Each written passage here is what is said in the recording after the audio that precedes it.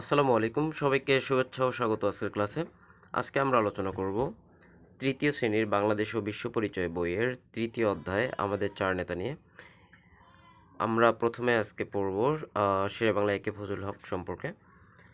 একে ফজলুল হক ছিলেন উপমহাদেশের একজন সাহসী নেতা, তাই তাকে শেরে বাংলা বলা হয়।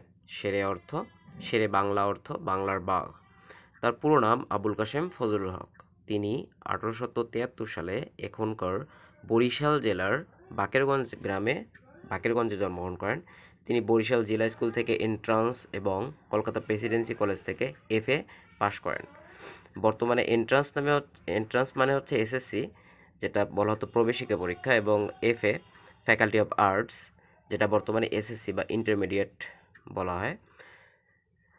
এরপর তিনি কলকাতা আইন কলেজ থেকে আইন বিষয়ে পড়ে আইনজীবী হিসেবে কাজ শুরু করেন। যারা আইন পেশায় কাজ করেন তাদের উকিল বলা হয়। তখন আমাদের দেশ স্বাধীন ছিল না, এই দেশ ইংরেজরা শাসন করত।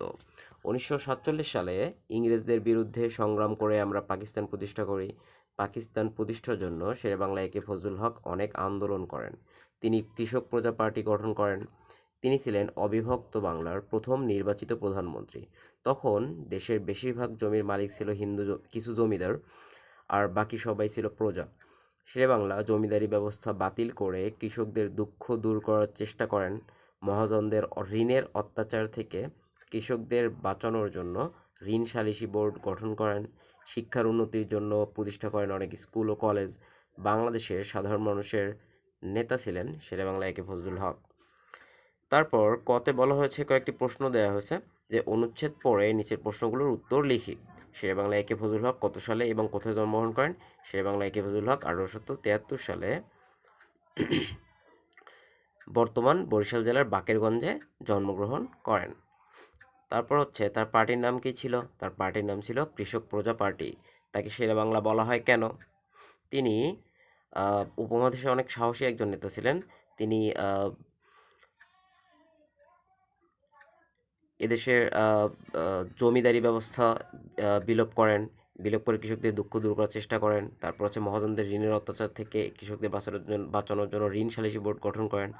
তো সে কারণেই আসলে তাকে শেরে বাংলা বা বাংলার বাঘ বলা হয়। খতে বলা হয়েছে উপরের অনুচ্ছেদটুকু পড়ে নেতা হিসেবে শেরে বাংলা একে ফজলুল হকের অবদান লিখি। এখানে আমি তোমাদের জন্য লিখে রেখেছি শেরে বাংলা একে ফজলুল হকের অবদান। প্রথমত ইংরেজদের বিরুদ্ধে পাকিস্তান প্রতিষ্ঠার আন্দোলন করেন। দ্বিতীয়ত জমিদারি ব্যবস্থা বাতিল করে কৃষকদের দুঃখ দূর করার চেষ্টা করেন। এবং তৃতীয়ত মহাজনদের অত্যাচার থেকে কৃষকদের বাঁচাতে ঋণ সালিসি বোর্ড গঠন করেন। এরপরে আমরা পড়ব মৌলানা আব্দুল হামিদ খান ভাসানী সম্পর্কে। মৌলানা আব্দুল হামিদ খান ভাসানী বাংলাদেশের মজলুম জননেতা। মজলুম শব্দের অর্থ যার উপর অত্যাচার বা নির্যাতন করা হয়। মৌলানা ভাসানী সারা জীবন নির্যাতিত মানুষের জন্য কাজ করেছেন। তিনি 1880 সালে সিরাজগঞ্জ জেলার ধনপাড়া গ্রামে জন্মগ্রহণ করেন। তিনি স্থানীয় স্কুল ও মাদ্রাসায় পড়াশোনা শেষ করে একটি প্রাথমিক বিদ্যালয়ের শিক্ষক হিসেবে কর্মজীবন শুরু করেন। আসামের ভাষাঞ্চলে তিনি কৃষকদের জন্য অনেক কাজ করেন, এজন্য ওই এলাকার মানুষ তাকে ভাসানী উপাধি দিয়ে সম্মান জানায়। ইংরেজদের বিরুদ্ধে তিনি অনেক আন্দোলনে অংশগ্রহণ করেন। পাকিস্তান প্রতিষ্ঠার পর তিনি পূর্ব বাংলার সাধারণ মানুষের মুক্তির জন্য সংগ্রাম করেন। তিনি একাধিক রাজনৈতিক দলও গঠন করেন। তিনি এমন একটি সমাজ চাইতেন যেখানে মানুষের উপর নির্যাতন থাকবে না, সমাজে বৈষম্য থাকবে না। রাষ্ট্রভাষা আন্দোলন, 69-এর গণ অভ্যুত্থান, 71-এর স্বাধীনতা যুদ্ধে মৌলানা ভাসানী অনেক অবদান রেখেছেন। তিনি গ্রামগঞ্জ, শহর বন্দর ঘুরে ঘুরে সাধারণ মানুষকে তাদের অধিকার সম্পর্কে সচেতন করে তুলতেন। সাধারণ মানুষের অধিকার রক্ষার আন্দোলন করতে গিয়ে তিনি অনেকবার কারাবরণ করেন। দেশ এবং দেশের মানুষের উপর করা সকল ষড়যন্ত্রের বিরুদ্ধে তিনি সবসময় সোচ্চার ছিলেন। তিনি শিক্ষা বিস্তারে অসংখ্য শিক্ষা প্রতিষ্ঠান স্থাপন করেন। মৌলানা ভাসানী ছিলেন বাংলাদেশের গণমানুষের নেতা। তারপর গতে বলা হয়েছে অনুচ্ছেদ পড়ে নিচের প্রশ্নগুলোর উত্তর লিখি। মৌলানা আব্দুল হামিদ খান ভাসানী কত সালে এবং কোথায় জন্মগ্রহণ করেন? আমরা একটু আগে পড়লাম। মৌলানা আব্দুল হামিদ খান ভাসানী 1880 সালে সিরাজগঞ্জ জেলার ধনপাড়া গ্রামে জন্মগ্রহণ করেন। তারপর তিনি কিভাবে তার কর্মজীবন শুরু করেন? তিনি একজন প্রাথমিক বিদ্যালয়ের শিক্ষক হিসেবে তার কর্মজীবন শুরু করেন। তাকে ভাসানী বলা হয় কেন? তাকে ভাসানী বলা হয় কারণ তিনি আসামের ভাষাঞ্চলে কৃষকদের জন্য অনেক কাজ করেন, এজন্য ওই এলাকার মানুষ তাকে ভাসানী উপাধি দিয়ে সম্মান জানায়। তারপর ঘতে বলা হয়েছে উপরের অনুচ্ছেদটুকু পড়ে নেতা হিসেবে মৌলানা আব্দুল হামিদ খান ভাসানীর অবদান লিখি। আমি লিখে রেখেছি মৌলানা আব্দুল হামিদ খান ভাসানীর তিনটি অবদান এখানে আমি লিখে রেখেছি। ইংরেজদের বিরুদ্ধে অনেক আন্দোলনে অংশগ্রহণ করেন। দ্বিতীয়ত রাষ্ট্রভাষা আন্দোলন, গণ অভ্যুত্থান, মুক্তিযুদ্ধে তিনি অনেক অবদান রেখেছেন। তৃতীয়ত তিনি সাধারণ মানুষকে তাদের অধিকার সম্পর্কে সচেতন করে তুলতেন। এরপর আমরা পড়ব হোসেন শহীদ সোহরাওয়ার্দী সম্পর্কে। হোসেন শহীদ সোহরাওয়ার্দী অবিভক্ত বাংলার একজন গুরুত্বপূর্ণ রাজনীতিবিদ ছিলেন। তিনি 1892 সালে ভারতের পশ্চিমবঙ্গের মেদিনীপুর জেলায় জন্মগ্রহণ করেন। তিনি অক্সফোর্ড বিশ্ববিদ্যালয় থেকে আইন বিষয়ে পড়াশোনা করেন। এরপর দেশে ফিরে আইনজীবী হিসেবে কাজ শুরু করেন। তিনি কলকাতা কর্পোরেশনের ডেপুটি মেয়র, বাংলা প্রাদেশিক সরকারের শ্রমমন্ত্রী, সরবরাহ মন্ত্রী, প্রধানমন্ত্রী এবং পাকিস্তানের প্রধানমন্ত্রী ছিলেন। জনগণের অধিকার প্রতিষ্ঠার জন্য তিনি আজীবন কাজ করেছেন। তিনি মুসলিম লীগেরও গুরুত্বপূর্ণ নেতা ছিলেন।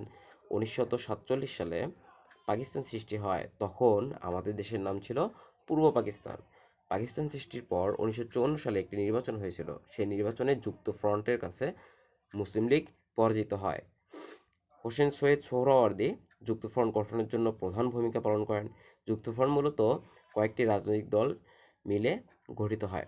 মুসলিম লীগের বিপরীতে তারা নির্বাচনে অংশগ্রহণ করে এবং মুসলিম লীগকে পরাজিত করে। হোসেন শহীদ সোহরাওয়ার্দী যুক্তফ্রন্ট গঠনের জন্য প্রধান ভূমিকা পালন করেন। তৎকালীন পাকিস্তানের সকল জাতি ও সকল ধর্মের মানুষের অধিকার রক্ষার জন্য তিনি কাজ করেছেন, তাই তাকে গণতন্ত্রের মানসপুত্র বলা হয়। অনুচ্ছেদ পরে নিচের প্রশ্নগুলোর উত্তর লিখি। এখানে প্রথম প্রশ্ন হচ্ছে হোসেন শহীদ সোহরাওয়ার্দী কত সালে এবং কোথায় জন্মগ্রহণ করেন? হোসেন শহীদ সোহরাওয়ার্দী 1892 সালের ভারতের পশ্চিমবঙ্গের মেদিনীপুর জেলায় জন্মগ্রহণ করেন। তিনি কোন বিশ্ববিদ্যালয়ে পড়াশোনা করেছিলেন? তিনি অক্সফোর্ড বিশ্ববিদ্যালয়ে আইন বিষয়ে পড়াশোনা করেছিলেন। তিনি কী কাজের মাধ্যমে তার কর্মজীবন শুরু করেন? তিনি আইনজীবী হিসেবে অক্সফোর্ড বিশ্ববিদ্যালয়ে পড়াশোনা করে আইনজীবী হিসেবে তিনি কাজ শুরু করেন। তারপর খতে বলা হয়েছে উপরের অনুচ্ছেদটুকু পরে রাজনৈতিক নেতা হিসেবে হোসেন শহীদ সোহরাওয়ার্দীর অবদান লিখে। প্রথমত, জনগণের অধিকার প্রতিষ্ঠার জন্য তিনি কাজ করেছেন, যুক্তফ্রন্ট গঠনে প্রধান ভূমিকা পালন করেছেন এবং মুসলিম লীগ নেতা হিসেবে ভারতীয় মুসলমানদের স্বার্থ রক্ষায় তিনি কাজ করেছেন। এরপর আমরা পড়ব বঙ্গবন্ধু শেখ মুজিবুর রহমান সম্পর্কে।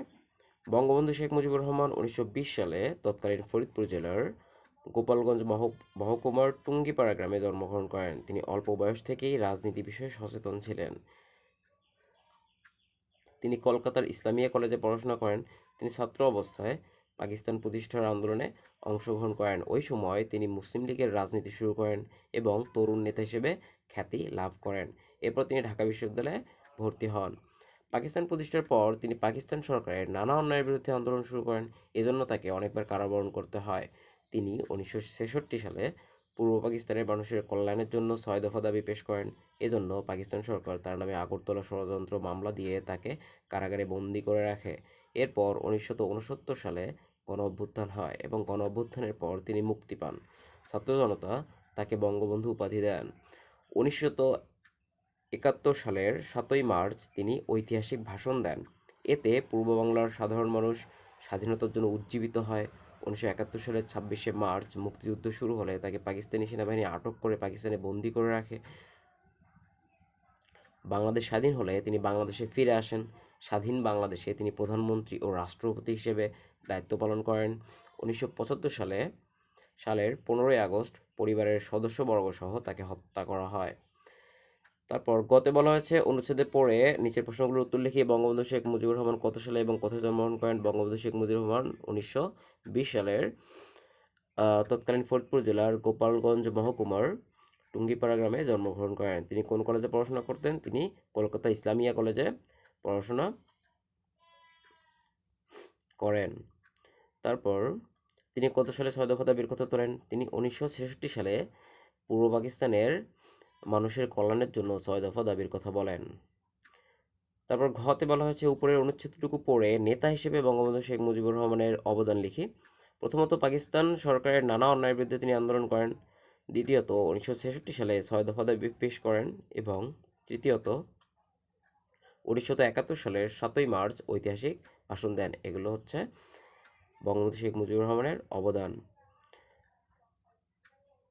আজকে এ পর্যন্তই। সবাই ভালো থেকো, সুস্থ থেকো। আল্লাহ হাফেজ।